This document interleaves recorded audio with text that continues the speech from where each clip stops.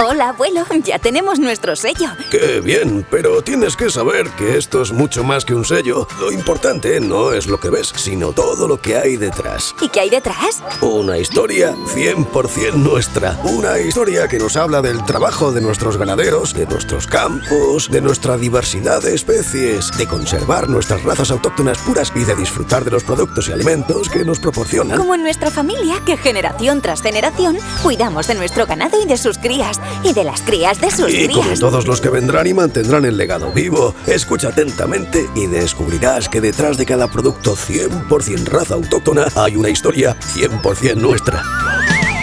Las razas autóctonas de España aportan diversidad y riqueza a nuestras producciones ganaderas. Representan la tradición y la singularidad de nuestra tierra, lo que nos hace únicos. Nuestro ganado se cría tradicionalmente en régimen extensivo y contribuye a la vitalidad de nuestros campos. Es un método de cría sostenible que mantiene la biodiversidad y cuida el medio ambiente.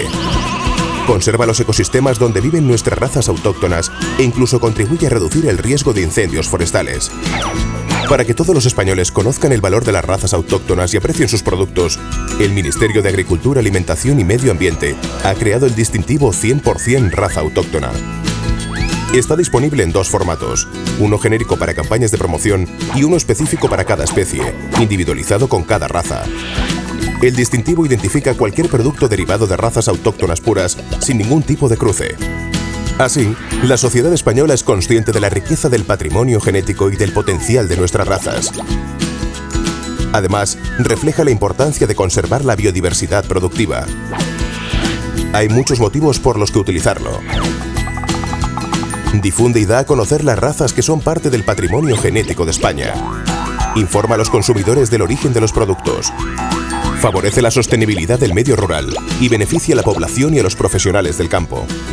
Identifica qué productos vienen de razas ganaderas de nuestra tierra para diferenciarlos de los demás y aumentar su competitividad.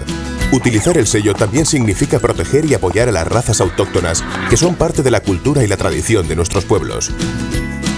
Además, el distintivo convive con otros sellos de calidad alimentaria, añadiendo sabor y valor. Ayuda a la comercialización de los productos y los beneficios repercuten en las explotaciones agrarias y en los ganaderos.